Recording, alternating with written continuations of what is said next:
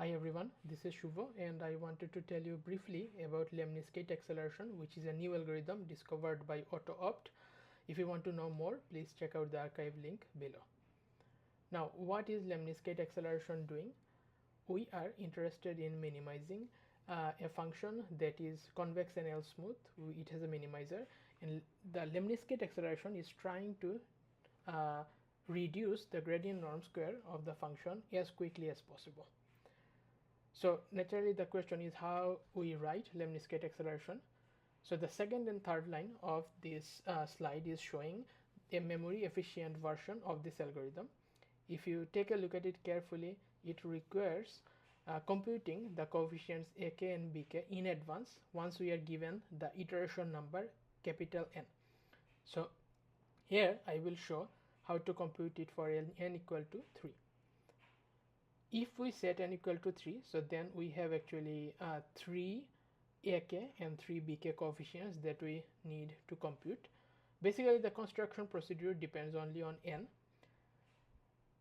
The key thing is a boundary value sequence.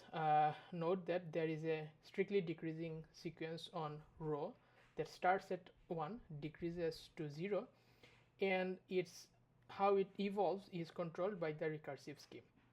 If we take a look at the recursive scheme, then going from row to row plus, that is the next row, is computed by the first equation, which in turn can be computed by the third line in a compact form. Now naturally, how do we compute it? It can be actually computed by bisection. Let me show you visually how it works. If we set some omega, then row 3 and the gap between row 3 and 1 over omega actually controls how good our guess is. If it is too large, then our shot is too slow. If it is too small, so then we are doing it too quickly. So we can show that omega n is always between 1 and n plus 1 square. So here I am showing a bisection to figure out exactly how to get to the actual omega, and when we do this, the gap between rho and 1 over sigma will be close to 0 based on whatever precision we pick.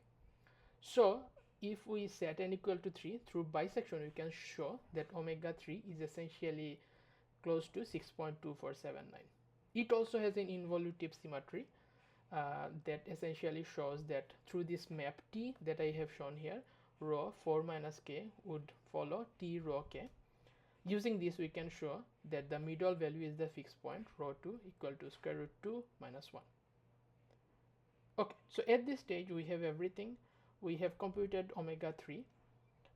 Once we have omega 3 using the recursive sequence, we can compute rho k. Once we have rho and omega 3, then we can actually compute all the 6 online weights associated with ak and bk. So they are computed using this formula. Now at this stage we have actually everything to run Lemniscate acceleration update. After this one-time construction, then we can actually run the algorithm online, and all you have to do is read the stored ak and bk. Why do we use the word Lemniscate acceleration?